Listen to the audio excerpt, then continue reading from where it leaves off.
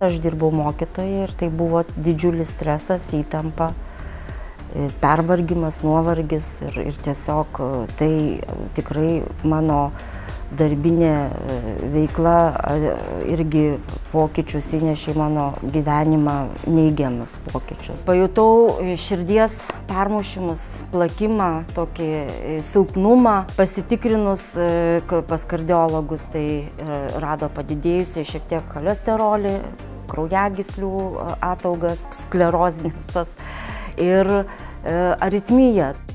Ilgainiui paaiškėjo, kad tai dar ne visos Jūratės sveikatos problemos. Mamografija atskleidė cistas krūtyse, prasidėjo tuštinimosi sutrikimai ir visa tai sutapo su menopauzės pradžia.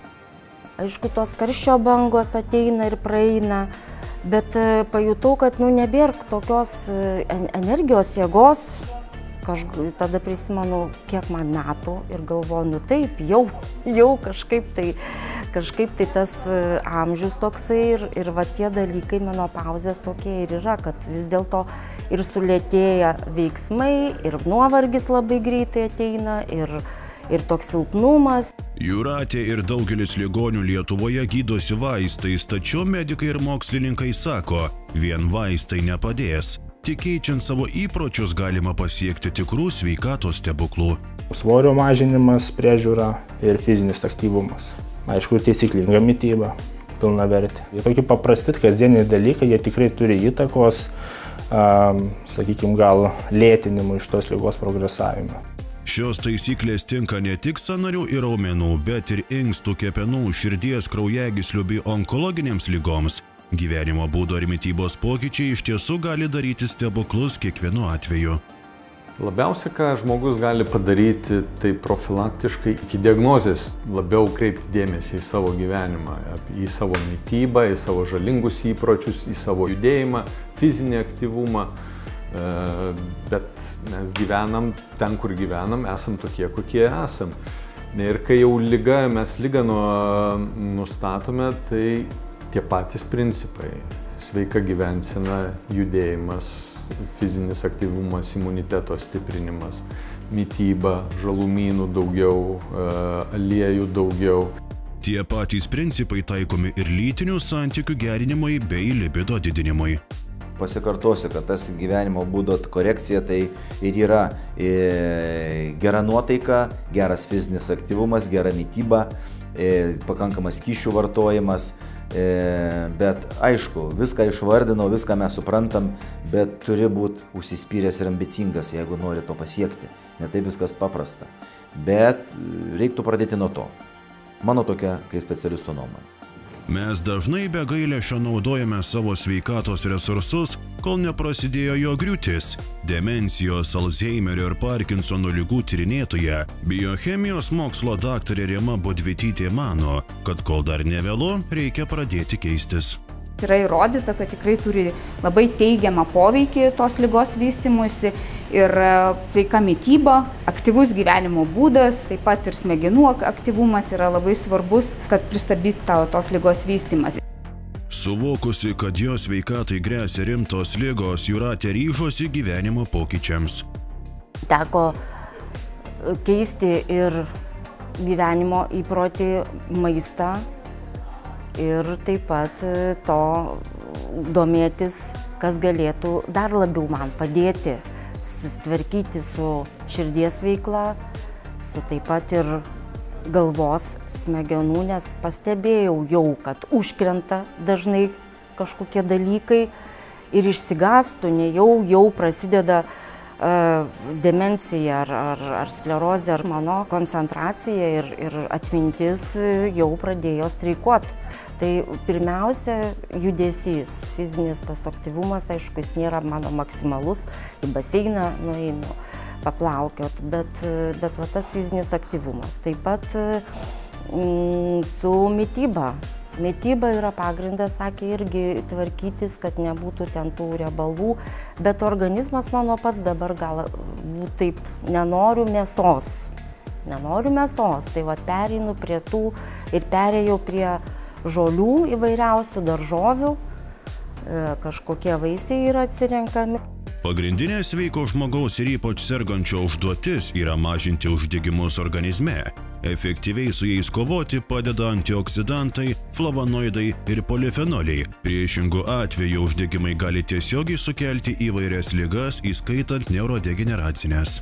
Alzheimerio liga, Parkinsono liga, Huntingtono liga ir kitos netokios populiarios, bet pagrindinė šių ligų ypatybė yra ta, kad jos yra susijęs su smegenyse esančiais pokyčiais, smegenys yra pažeidžiamos ir progresuojant ligai miršta dalis smegenų ląstelių, kurios yra atsakingos būtent už atmintį, mąstyseną ir kitus psichologinius būsenos pokyčius. Pagrindinė šių ligų ypatybė yra ta, kad jų patogenezė yra lydima netvarkių baltymų kaupimusi smegenyse. Pirmiausia, jų atsiradimu smegenyse ir tokių nevaldomų kaupimusi. Ir būtent tos sankaupos smegenyse pažeidžia neuronus ir sukelia įvairius uždegiminius procesus. Moksliniai tyrimai atskleidžia, kad šiuolaikinis maistas priklausomai nuo jo kokybės ir mitybos įpročių gali aprūpinti tik nuo 30 iki 80% rekomenduojamos antioksidantų, flavonoidų ir polifenolių poros dozės, kurie yra būtini organizmo apsaugai nuo uždegimų ir ligų. Jei žmogus valgo įvairų maistą, tikimybė, kad jo organizmo poreikiai bus patenkinti didesnė.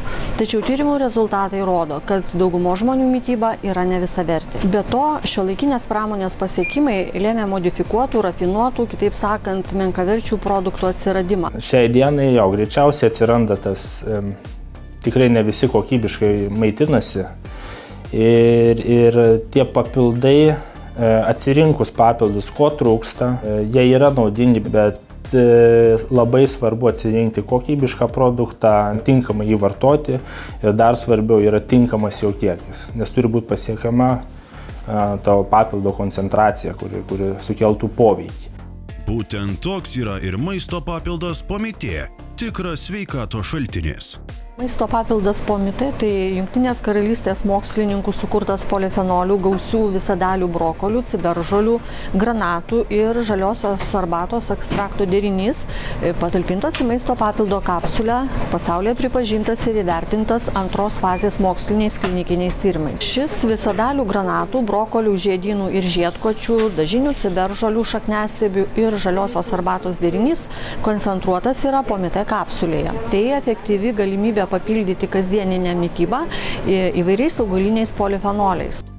Išnagrinėjusi Pomite sudėtį ir sužinojusi apie jo kūrėjus, Jūratė pagrįstai nusprendė, kad šis preparatas taps jos priemonė kovojant su ligomis. Persiskaičius tikrai patiko labiausiai irgi ciberžolė, kuri turi labai stiprų oksidacinį poveikį ir susidomėjau, kieno tai yra sukurta. Tai yra Kembridžo universiteto profesoriaus Robert Tomo. Tai tikrai pasiskaičius, pasidomėjus giliau, plačiau apie jį, jisai pats dirba onkologiniam institute ir su pacientus tyria ir šviečia. Tai tikrai pasitikiu ir tikiu, kad tai yra moksliškai sukurta, patvirtinta tyrimais ir kad tai yra labai naudinga.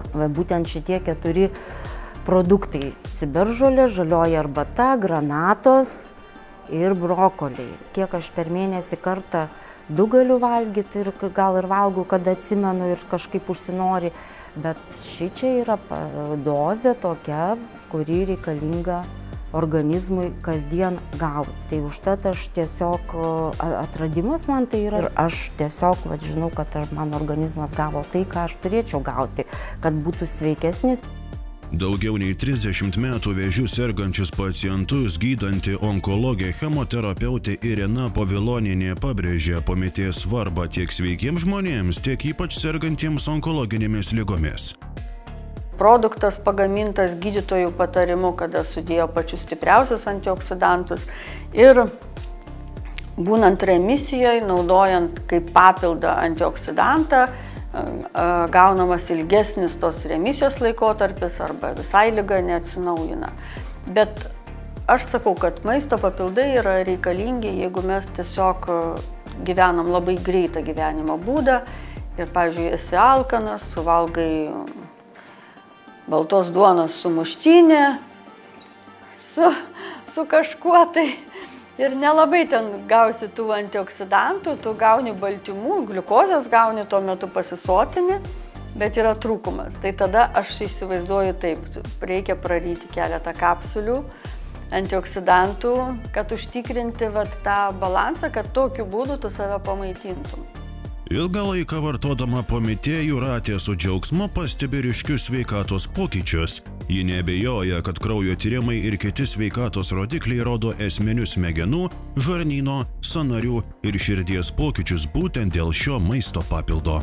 Nuostaba tai, kad tokie kaip brokolis, ciberžolė, granatos, žalioji arbata, tai yra polifenolių pagrindas, iš tiesų kiek yra ir širdies veiklo, ir atminties koncentraciją reguliuoja, ir nuo senėjimo. Jie stabdo ir neleidžia vystytis tom vėžiniam ląstelėm, tai mane tai irgi labai užkabino. Tikiu aš tikiu tais dalykais ir iš ties, kad jie poveikį daro.